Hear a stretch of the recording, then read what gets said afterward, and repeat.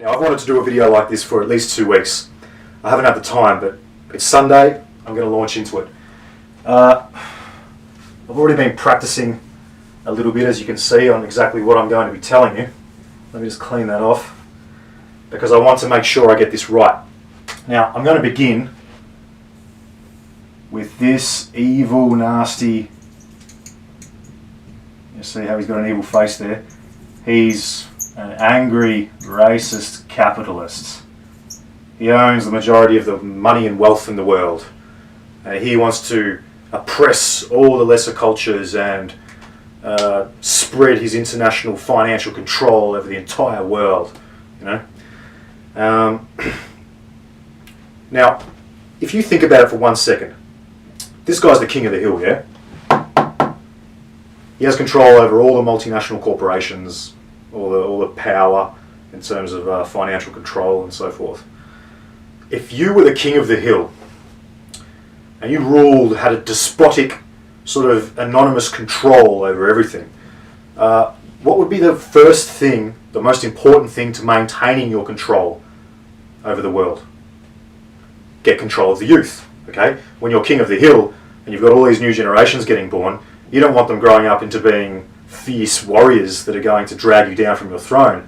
No, you want to keep them focused on things that are stupid and don't matter. What's the best way to get control of the youth? Education. Probably the best way. And so Mr. Evil Capitalist Moneybags, he burrows into the school curriculums and, you know, makes his philosophical teachings and ideas of the world the learning curriculum of children. Children get taught what Mr. Big Moneybags wants them to get taught, which for the most part is absolute rubbish.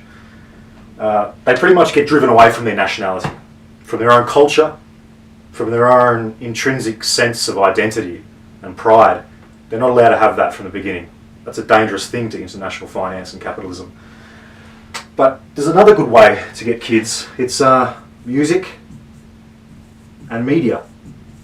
You see, music and media is an especially good way to get children these days.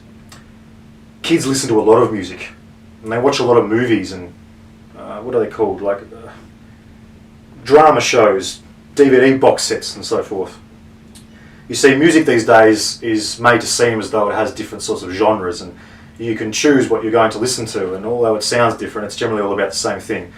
It's either about someone's girlfriend or boyfriend broke up with them and they're heartbroken, or it's about cocaine, fast cars and parties. And you see, through these influences, through anti-national, anti-patriotic education, and through ridiculous sort of nihilistic influences in these areas, music and media, he throws the majority of children into his first net. What is this first net?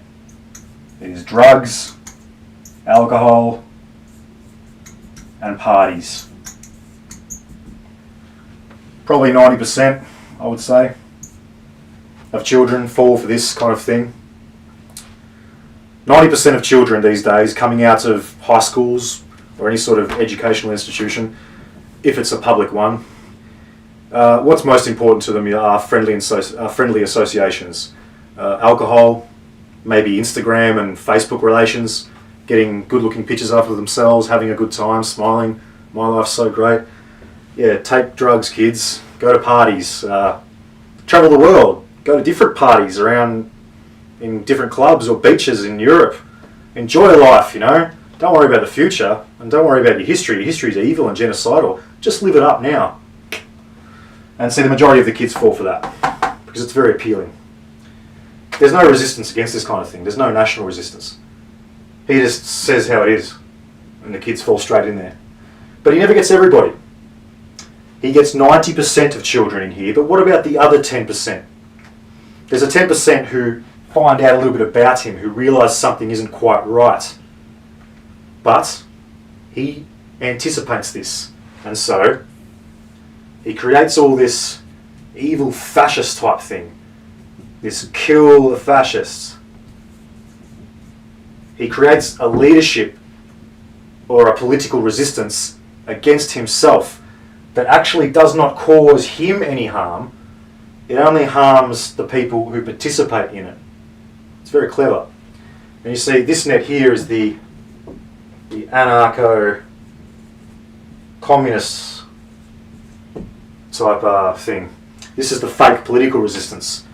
Everyone who's like, yeah, we've got to bring down the system, we've got to bring down evil monetary capitalism. Yeah, they fall into this net. So they don't cause him any drama. They think they're fighting against him, but they're not. What they're actually doing, I'll explain to you now. Another 8%, I'd say, fall into that. 98% of kids are completely deluded and controlled. 90% are taking drugs, going to parties, posting Instagram photos, and just living life. The other 8% are falling into extreme left movements of anti-nationalism and kill the fascist sentiments. But what about the other 2%? There's another 2% who don't fall for anything, who are free thinkers, who aren't interested in Instagram and drugs and parties and social relations with, excessive amounts of alcohol. They aren't interested in anarcho-communist clans and unbridled liberalism and so-called progressive political sciences. No, they're just interested in the actual reality. They see what's happening all around them and they really don't like it. And so they tend to be patriots, nationalists, right-wingers to some degree. And so how does Mr. Capitalist destroy these people if he can't get them in here and he can't get them in here through his propaganda? If these people are immune to all his propaganda, if it just hits this barrier and bang, comes back off, it doesn't work, how does he get them? How does he destroy them? These people are a threat. Simple. He uses these people to kill the fascist, kill the evil racist, destroy the free thinker. If you doubt me, then ask yourself, why do all these socialist movements, communist organisations, why are they always propped up by state funding? Mr. Capitalist sends them money so they can absorb a few more people and really generate some hatred against nationalistic or patriotic sentiments, cultural identity sentiments. So they really become full of hate. So then they really can be used as a hammer to destroy the last morsels of free thought. You'll never see these people get state funding. If they form their own little sort of right-wing nationalist group or a patriot movement, they will never get $1 from him.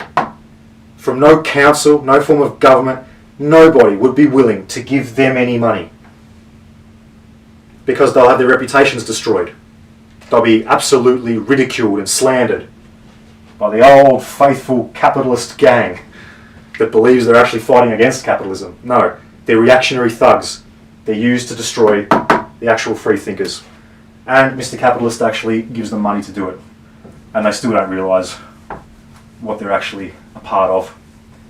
So if I go through that all again very quickly, Mr. Capitalist, in order to maintain his despotic financial control, get those angry eyes going again because he's an angry capitalist, in order for him to maintain his grip of financial control over everything, he needs 90% of the nation's youth taking drugs, partying, excuse me, posting pictures on Instagram and just not really giving a shit about anything. And he successfully does that. He needs the other 8% that don't fall for that rubbish, not always anyway, they sometimes move in and out of this, especially today. But he needs these people as his fake political army, who thinks that they're actually fighting against him, but no, what they're actually doing is always fighting the 2% of free thinkers. These people who are immune to all the bullshit.